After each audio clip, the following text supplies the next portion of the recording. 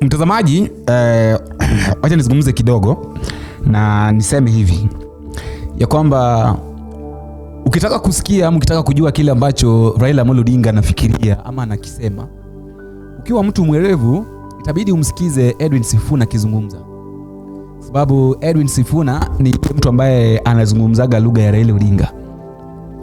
Mara nyingi sana umesikia Sifuna kizungumza na sauti bila kupunguza na bila kuongeza. In fact hata si kuongeza, huwa anaongeza kila siku akizungumza kuhusu Raila Odinga, anamtetea Raila Odinga. Anazungumza na ujasiri sana. Ndio maana nimeanza na kusema ukitaka kujua kile ambacho Raila anafikiria, wewe msikize Edwin Sifuna. Hapo utajua ni nini haswa kinaendelea kwa maisha ya Raila Odinga. Sisi sote tunajua kwamba tangia Raila Odinga ashinde kule AU hajarudi Kenya. Alienda vacation, wacha sema alienda vacation, hajarudi Kenya. Na watu wengi sana wanasema, nimeona watu walikuwa wanasema kwamba mara Raila Odinga atatafutiwa kiti cha prime minister, kitu ambacho kimekashifiwa sana na Edwin Sifuna. Sifuna anasema kwamba tusimpe Raila Odinga kiti ambacho yeye mwenyewe hakitaki. Raila Odinga kuna a lot of roles, different roles to play in Kenya. Yeye ni baba, yeye ni babu, yeye ni bwana, na pia yeye ni party leader wa ODM, alafu yeye ni kiongozi wa Azimio. Sasa kuzungumza kusema kwamba mnataka kutafutia Raila Odinga kiti cha prime minister ni kama kumdharau. Na ili swala la kumtafutia Raila kiti, sijui kwa nini watu wa UDA wana insist sana. Sijui kwa nini hao watu wana insist ya kwamba lazima wamtafutie Raila kiti. These guys are so much desperate to a point that wanataka tu Raila kuwe, yani wanataka tu Raila awe mahali. Raila asipokuwa mahali, yani unahisia ni kama they are blank. Wanahofia kile ambacho Raila atakifanya next. Of course lazima tuogope Raila's next move juu hajazungumza. Na akizungumza atasema nini? Ndio maana tunaona hata William Ruto anahofia kwamba Raila asije akamake announcement yenye itamuumiza yeye mwenyewe. Sasa mtazamaji, mimi ningependa usikize jinsi ambavyo Sifuna anazungumza kwenye video hii, alafu wewe pia uniambie maoni yako. So please, these people, I have seen even some colleagues from this Senate coming up and proposing ridiculous things like amending a constitution just to look for a position for Raila. What do you mean? In fact, as the father of this constitution, it insults Raila greatly if you can stand up and say you are going to amend a constitution just to look for a seat for him. That is not what he fought for. That is not why he fought for this constitution, Honorable Speaker. And the leader of the country today is the one during the campaigns who told us that for a change, we must stop looking for positions for leaders. Let us start with the Mamamboga. Let us start with the Boda person. Let us start with other people, because all this time we have been talking about leaders. I want to say without fear of contradiction that if Baba wants something, he will tell us himself. All these people running around and saying, oh, we will look for this, we will look for that. How do you know? He's not interested. Has he told you he's interested? And he has a mouth for himself. Do you know, Honorable Speaker, that despite me being the SG of ODM, I do not speak for Raila. He has his spokespersons. He has his spokesperson. I speak for organs of the party for which he is a member. But I cannot speak for Raila Odinga because he has his own mouth.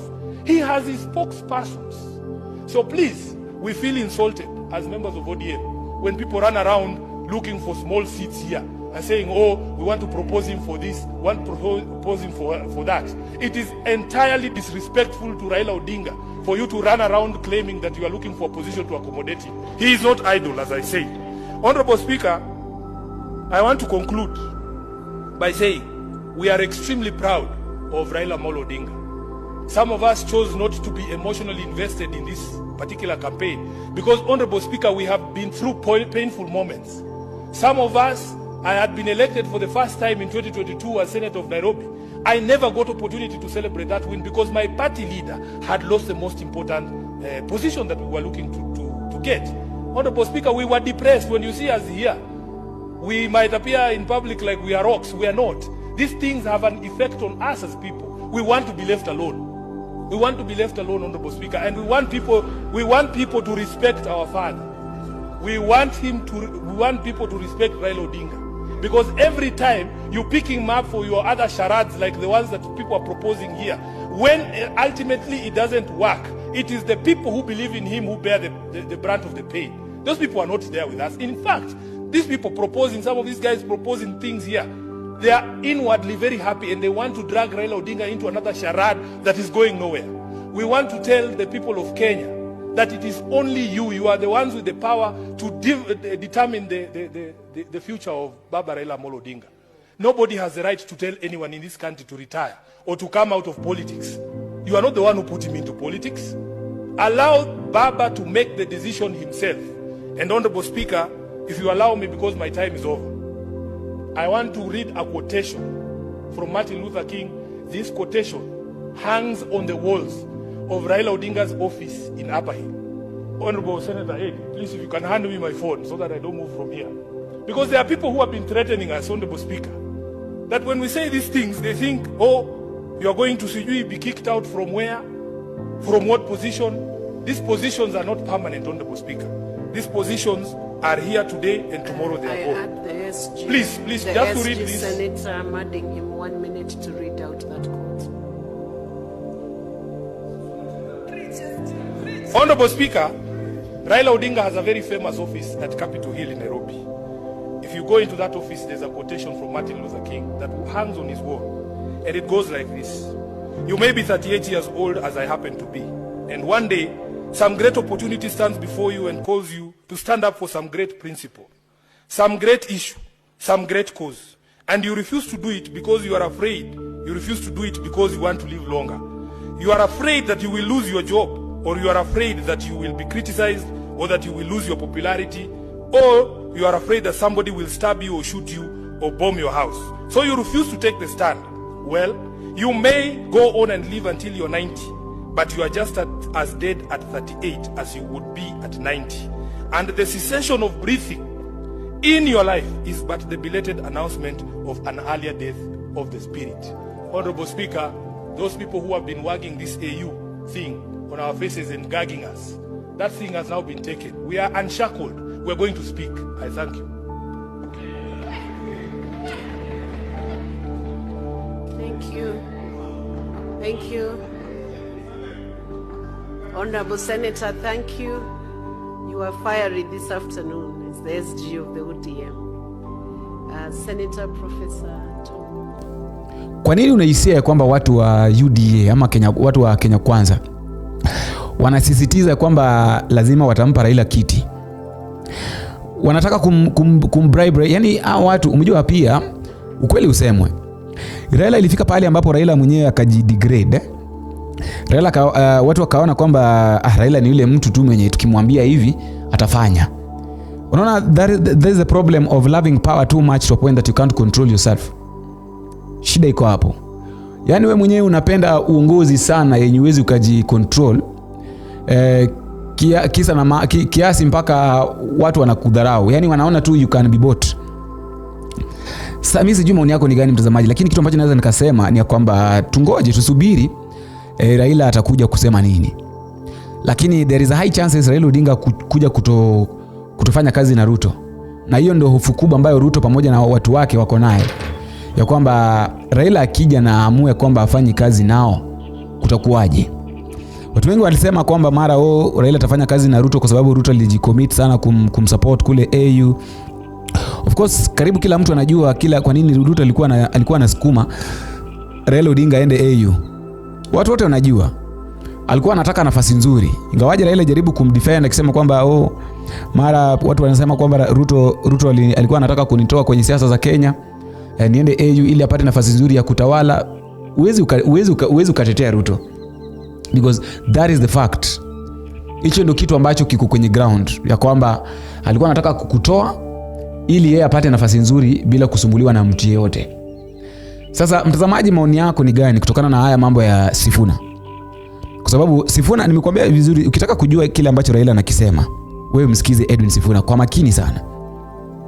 Na Sifuna ameendelea na kusema kwamba watu wa Uganda wasiogope.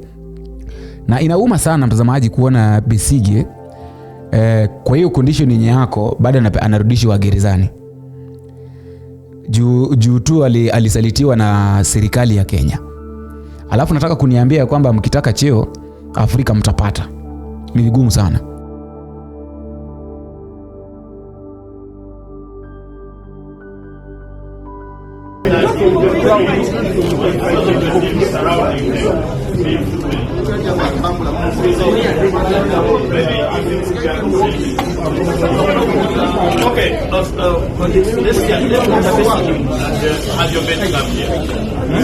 Honorable Speaker, as a Senator of Nairobi, where we are seated today, I want to take opportunity on behalf of the House to welcome the delegation from Uganda, the leader of opposition's office.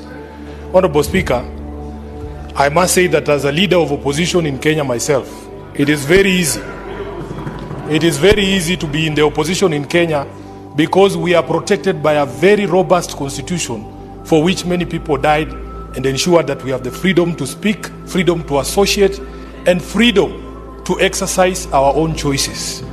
Unfortunately for our friends in Uganda, some people in this country, in Kenya, are trying to drag us back to the dark days where we used to have dictatorship in Kenya. Honorable Speaker, it is something that is quite shameful and painful to me individually as a senator of the country. All senators, we are welcoming distinguished visitors from our neighbor, Uganda. Senator Matinga, Senator Mofaya, Senator Chaligei. Honorable Speaker, I was saying that it is something that causes me personal pain and embarrassment as a senator of Nairobi, that Dr. Kizza Besigye is facing the things that he's facing right now, including an illegal and unconstitutional court-martial, because he was abducted in my own city in Nairobi.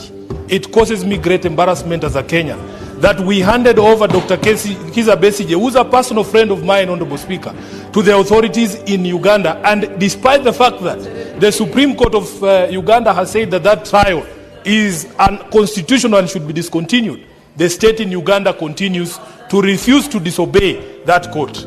So therefore, the delegation from Uganda, know that you have brothers in Kenya who will stand on guard to ensure that we free Dr. Kizza Besigye and we restore Kenya as a safe haven for all the people who believe in democracy in this country, in this world.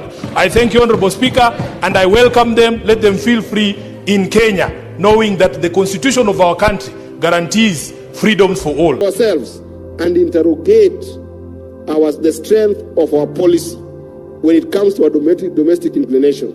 Because if we don't interrogate that and bury our heads in the sand, Mr. Speaker, we will not be stronger tomorrow to face such wars. And lastly, Mr. Speaker, I must say that Honorable Raila Amolo Odinga, His Excellency Baba, is a person who has got zeal and zest to have a country that works.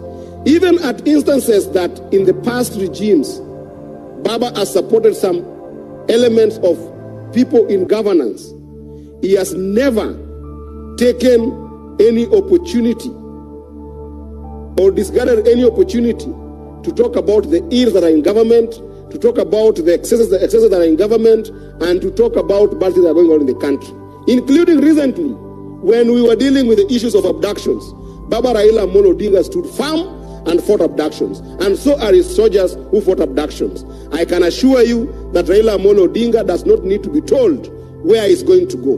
When he comes after resting, he will give us direction on where he stands